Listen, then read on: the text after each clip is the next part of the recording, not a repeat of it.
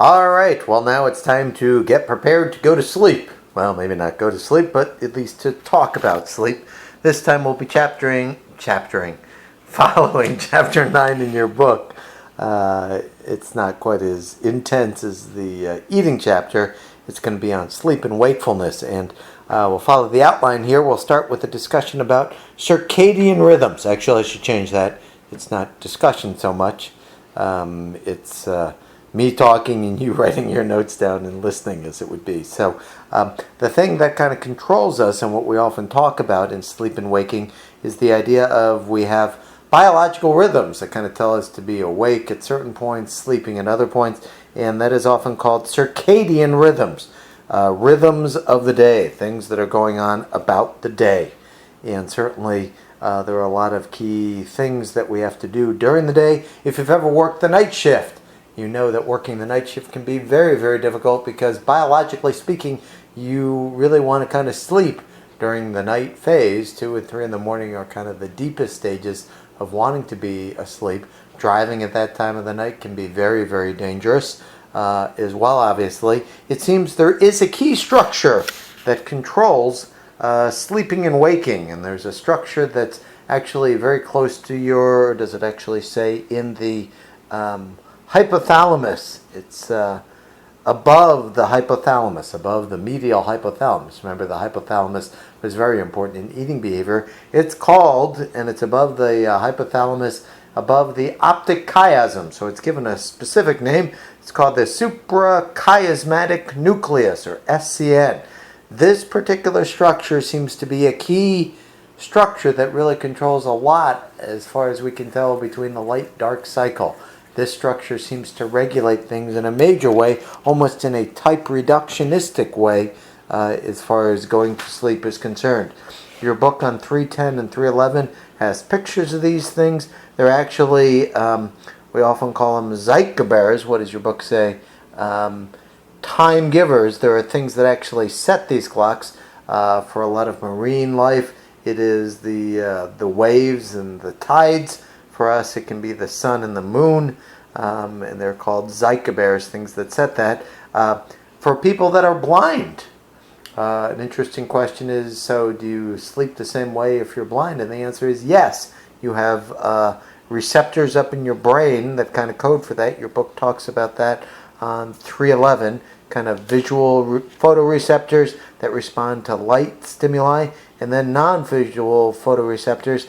They respond to the light-dark cycle, and they don't need, you can be blind to still get those. So you have those up in your suprachiasmatic nucleus. Another structure that is very related to all this, and your book talks about it, is the pineal gland.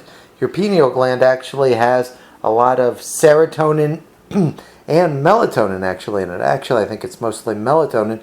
You'd be interested to know, though, that the precursor of melatonin is actually serotonin. So serotonin is very closely related to melatonin, which actually brings about some interesting ideas, because as you all know, you were asked to do the discussion board on a product that's a melatonin agonist, and the idea that that could be involved with falling asleep is very much the case. Serotonin has also been implicated in sleep behavior as well, so we'll certainly talk about that as we go on a bit more. Number 2 here. Oh wait, we didn't talk about light therapy. The idea of getting light therapy, many times light therapy is used for people who have depression. And light therapy somehow probably involves serotonin and melatonin kind of resetting the clock. People who are depressed many times have a lot of problems potentially with sleep-related situations. So light therapy may actually rework and kind of reset this particular clock. So the next thing I wanted to talk about were the different stages of sleep. Your book has some good details on this. 319, 320, so I think it would be. We actually, to measure where people are in their sleep stage, you can go into a sleep lab if you've ever been to one, and actually they can measure your brain waves. They do something called an EEG, where they actually put these recording electrodes up on your brain, up on your mind. It doesn't hurt or anything, and they can see basically action potentials going on, not in individual neurons, but just the general electrical activity going on when you are going through the different phases of sleep. And the little chart on 320 kind of describes that rather nicely. It's called an EEG. When you are awake, like right now for me, my brain is showing beta waves. That's high frequency waves, very low in amplitude, and that's what you get. And then, so that's beta waves, and then as you slowly start to get tired, the waves will be a little less in amplitude, still high in frequency, and they're called alpha waves necessarily. When you first fall asleep, the waves you're emitting when you fall asleep are theta waves. Theta waves are kind of the same idea. They are high frequency, low amplitude waves. You go into that stage 1 of sleep. And then you go into stage 2 of sleep, which is marked by still a lot of theta waves, but there are a couple of other things going on. There are sleep spindles. That's periods of high frequency activity, like little bundles of high frequency activity. And then K complexes, where if you look at that picture, you can see something kind of going a spike up and down. If you're in this field of electrophysiology, because you're studying the physiology of the brain, you wouldn't know what to call that, so you'd call that a K complex, is what they do. So you go from stage 2, stage 3 and 4 of sleep, you start showing a lot more delta waves. That is, the action potentials that are actually occurring in your brain are occurring kind of at the same time, in synchrony.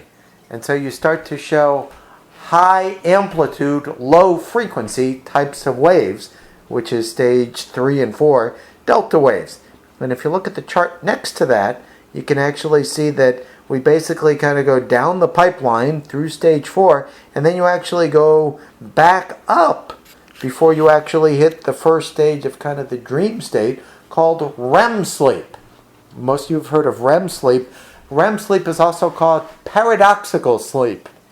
And it's called paradoxical sleep because although some people would argue you're in your deepest stage of sleep, although some people say stage 3 and 4 are, some people argue that although in REM sleep you're in your deepest stage of sleep, your activity actually looks like beta waves. It looks like you're awake there. So it's often called paradoxical. You're in your deepest stage of sleep, but it looks like you're kind of awake. And as the evening goes on, you kind of keep going up and down through these cycles.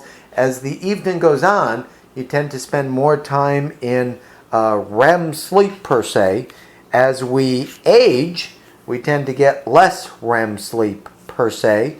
And if you look in your book on 321 and so forth, they've done some very interesting experiments. Looks like 322.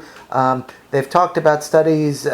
Stanford was the big place where they did a lot of the original research for this. And at Stanford, they did a very interesting study that's described in your book. They took men who came into the study, and every time on the EEG, they looked like they were going into REM sleep, they woke them up. A study by Dement in 1974. Every time they went into REM, they woke them up. And on the first night, they tried to go into REM some number of times. But after, what did they do? Maybe a week or two of this, they actually found that men really started to get irritable, aggressive, and very angry when you wouldn't let them go into REM sleep. They were trying to do it more and more and more. And certainly it seems REM is a very important stage of sleep, because if you don't get it, you're going to get very irritable and grouchy, and it has a very important effect to help people out. When they finally let these men go into sleep after the end of the study, they actually had what they call REM rebound. They went right into REM sleep when the study was over and stayed there for a long period of time. So sleep cycles are very important. You can add some more details in the book on this idea of this REM rebound and studies where they wake people up for the sake of science here. As far as what function does sleep serve, most people believe it kind of has an activation and synthesis function. Lets you put your things together as far as what you did during the day, and mentally allows you to consolidate all of that information per se. Your book has a few other thoughts on that, obviously, as well. So that'll do it for the first presentation here.